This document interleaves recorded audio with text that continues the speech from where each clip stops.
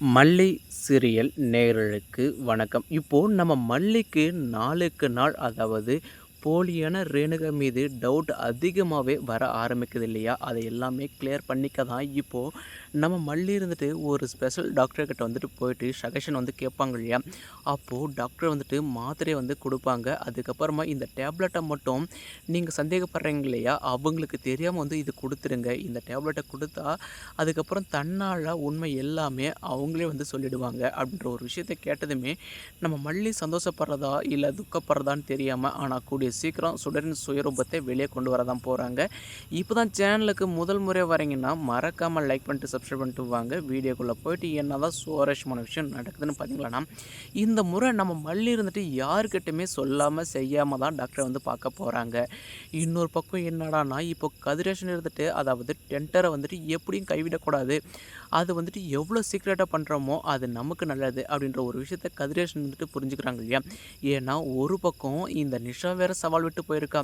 அப்பா அதாவது நீங்கள் உங்களுடைய பேரில் எல்லாமே இருக்கிறதுனால அந்த திமிரு தானே வந்து ஆடிட்டு இருக்கீங்க. இந்த முறை டெண்டரை எப்படி எடுக்க போகிறீங்களோ நான் வந்து பார்க்க தான் போகிறேன் அப்படின்னு இந்த நிஷா சொன்னதுமே நம்ம கதிரேஷனுக்கு ஒரு டவுட். அப்படின்னா நம்ம எப்போவும் வச்சு மேனேஜரை வச்சு இந்த முறை டெண்டர் ஃபைலை வந்து ரெடி பண்ணக்கூடாது, அதுக்காக லேடி மேனேஜர் இருக்கா இல்லையா அவகிட்ட விஷயத்த சொல்லி ரெடி பண்ண சொல்லுவோம் அப்படின்னு இப்போது நம்ம கதிரேஷன் எடுத்துகிட்டு கால் பண்ணி வந்து சொல்லுவாங்க இல்லையா? அப்போது எப்படி சார் இதுக்கு முன்னாடி நான் ரெடி பண்ணதே இல்லை, ஏம்மா இதுக்கு முன்னாடி நம்ம வந்து கோட் பண்ணியிருப்போம் இல்லையா அதே போலவே பண்ணு, அதில் வந்து எந்த ஒரு பிரச்சனையும் கிடையாது, மறுபக்கம் அதை நான் எந்த இடத்துல கொடுக்க சொல்கிறேனோ அந்த இடத்துல வந்து கொடுத்துருவேன் அப்படின்னு இப்போ கதிரேஷ் வந்து சொல்லுவாங்க இல்லையா?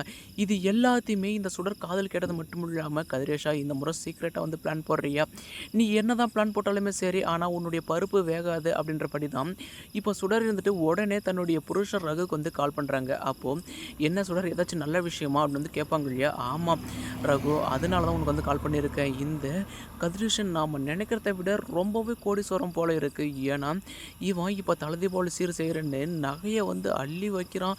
இன்னொரு பக்கம் யாருன்னே தெரியாத மல்லிக்கும் எனக்கு எந்த அளவுக்கு செய்கிறானோ அதே போல் செய்கிறான். அப்படி இருக்கும்போது இவனெல்லாம் இப்படி சாதாரண கூடாது, இவனை கடைசியில் ஒன்றும் இல்லாதவன் ஆக்கணும், இவன் கட்டி இருக்க எல்லாத்துக்கும் நாம தான் ஓனர் ஆகணும் அப்படின்னு சுடர் சொல்லுவாங்க இல்லையா? அப்போது ரகு சொல்கிற ஒரே விஷயம், சுடர் நீ எதை பற்றியும் கவலைப்படாத, இனி அவள் எப்போ வருவா எப்படி வருவா அப்படின்ற ஒரு விஷயத்த மட்டும் நீ கதிரேஷ் மூலியமாக தெரிஞ்சுக்கிட்டு எனக்கு சொல்லிட்டேன்னா அதுக்கப்புறமா அந்த டெண்டர் நமக்கு தான் அப்படின்னு இந்த ரகு இருந்துட்டு சொல்கிறாங்க இல்லையா? ஆனால் இந்த சுடர் இருந்துட்டு பின்னாடி யார் வராங்க வரலன்னு கூட பார்க்காம கடைசியில் நம்ம விஜய் கட்டை கையும் களமாக வந்து மாட்டிக்க தான் போகிறாங்க. அதுக்கப்புறம் தப்பி ஓடவும் முடியாமல் ஒழியவும் முடியாமல் தப்பிக்கவும் முடியாமல் இனி அடுத்து இந்த சுடருக்கு ஜெயில் தண்டனை தான் வந்து கிடைக்க போகுது. இதுக்கு அடுத்தடுத்து என்னென்ன சுவாரஸ்யமான விஷயங்கள் இன்ட்ரெஸ்டாக நடக்குது நம்ம மறக்காம சேனல் ஃபாலோ பண்ணுங்கள் ஃப்ரெண்ட்ஸ். தேங்க்யூ ஃபார் வாட்சிங்.